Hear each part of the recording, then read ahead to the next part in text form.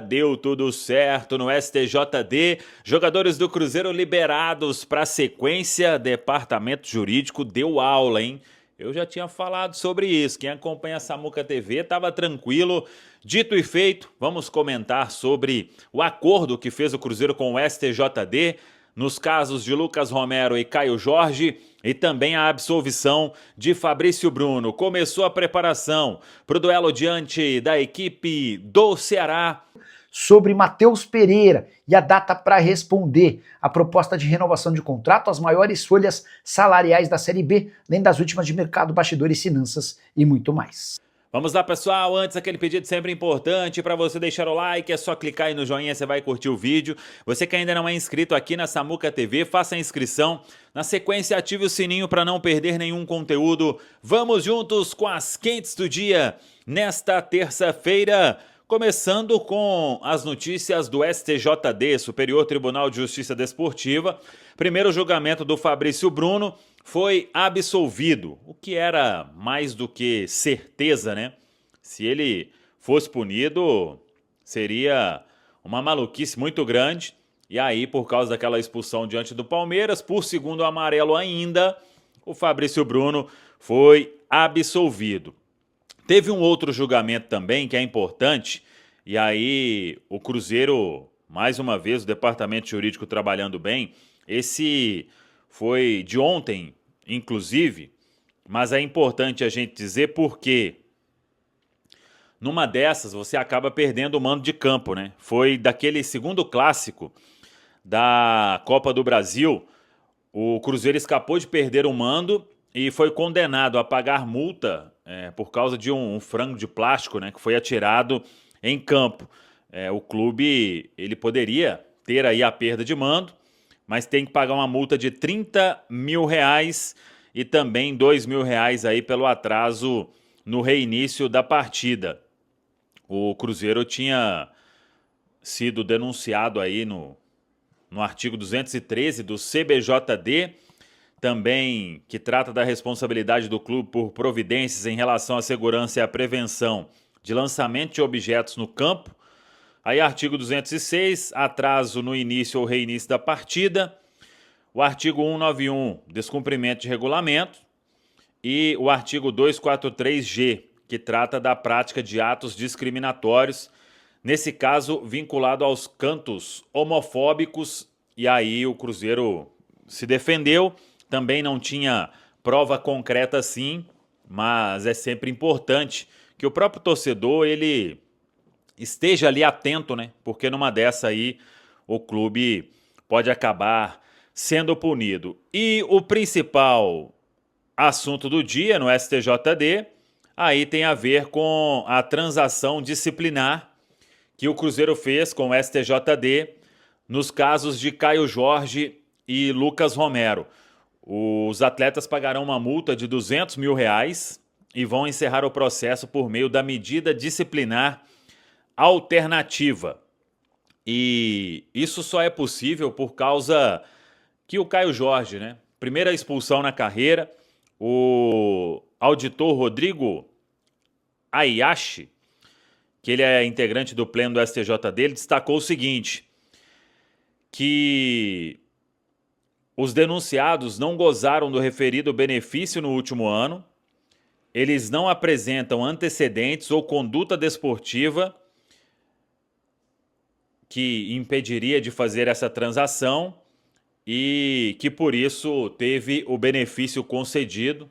Então, claro, né, se fosse um atleta reincidente, que estava expulso toda vez, direto, se estivesse no STJD, não conseguiria. Mas aí o Cruzeiro, ele trabalhou com o departamento jurídico, o Dr. Michel Assef Filho, que é advogado também do Flamengo, representa o Cruzeiro, mas os advogados do Cruzeiro que ficam, né, na Toca da Raposa 2, e eles trabalharam muito bem para que o Cruzeiro pudesse, né, ter esta transação homologada. E aí o Marcos Lima e também o João Pedro, advogados do Cruzeiro aqui na Toca, que fizeram esse trabalho aí perfeito.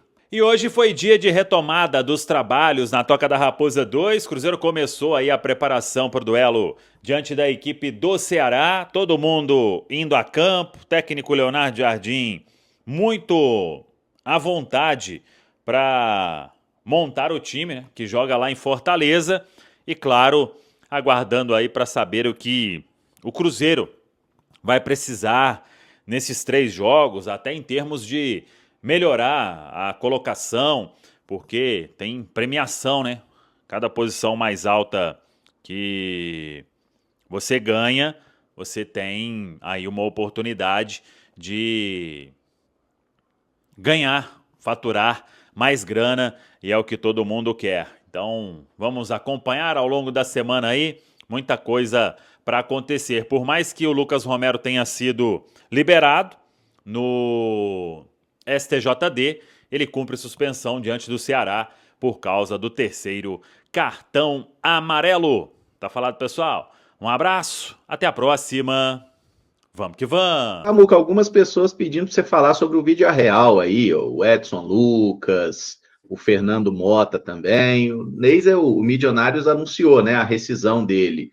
E aí tem alguma previsão de chegada dele ao Cruzeiro, algo assim? Não, Caramujo, só que não mudou nada, né, nessa questão. Eu vi alguns jornalistas lá da Colômbia falando que o Milionários não vai nem entrar na justiça contra o jogador e tudo, mas é só que chegou o fim, o vínculo dele, né, agora neste final de novembro, e aí então o atleta está liberado. Agora creio que é acertar aí os detalhes, né, da mudança dele aqui pro Brasil, e ainda neste final de ano ele chegando aí para não pode jogar, viu, galera? Nem com o Milionários falando que desvinculou o atleta de forma antecipada e tudo. Ele tinha que estar sem contrato lá no dia do fechamento da janela, e aí sim se ele fosse inscrito e tudo, os trâmites burocráticos, aí poderia, mas é atleta pro ano que vem mesmo. Mas eu acho legal, de repente, ele chegando aí agora em dezembro, por exemplo, né, que é quando passa a valer o contrato. É um período importante, né, porque ele ficou muito tempo sem jogar, jogou a Copa do Mundo Sub-20 muito bem, então já pode chegar aí, fazer todas as avaliações, né, todos os testes, e utilizar a estrutura do Cruzeiro aí para estar pronto em janeiro, né, Caramujo? Até pensando ali nessas férias tardias que o nosso elenco principal vai ter, né? Se tudo der certo, a gente joga até dia 21 de dezembro. Seria bom ter o Neiser até para começar a temporada ali 13 de janeiro, já sendo o nosso atacante, né, Baú?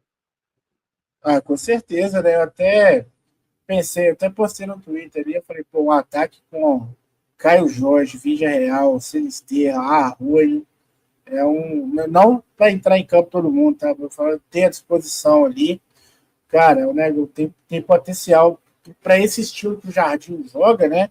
Essa coisa de transição, são jogadores muito que tem esse perfil físico muito bom, tem condição de fazer um estrago aí, cara. Isso aqui é um vídeo real de opção. Eu acho que combina mais com o que o Jardim pensa pro time do Cruzeiro, né? E ainda vai ter o Gabigol ainda também como uma eventual peça, né? E o Gabigol fazendo a pré-temporada aí com o Jardim. Vamos ver, né, se ele fica também. E, cara, um ataque muito forte, cara. Muito, muito forte. Tenho boas expectativas. O que eu vi dele lá no Mundial, eu gostei. Jogador de muita força. E é um... Cara, tô só projetando mesmo e esperando para ver em campo, porque nossa, vai ser diferenciado, viu? É isso, meu amigo. Luiz Costa falando aqui que vai ser um ataque rápido. Imagino que sim. Ô, Aguinaldo, o Campeonato Mineiro começa ali por volta do dia 13 de janeiro, tá? Vai começar mais cedo esse ano aí. Primeiro, 14, que ainda vai detalhar a tabela certinho, mas é bem início de janeiro aí, já tem campeonato estadual. E o brasileiro começando no último final de semana de janeiro, tá? Essa novidade aí na próxima temporada. Bora falar agora sobre o Cruzeiro. A Raposa espera para o fim dessa temporada uma resposta de Matheus Pereira e seu empresário em relação à proposta de renovação do contrato. O Cruzeiro tenta convencer o Matheus Pereira a estender o vínculo desde abril. São longos 7 meses de negociação sem qualquer avanço. E o pior é que o Matheus Pereira tem contrato com o Cruzeiro somente até 30 de junho do ano que vem.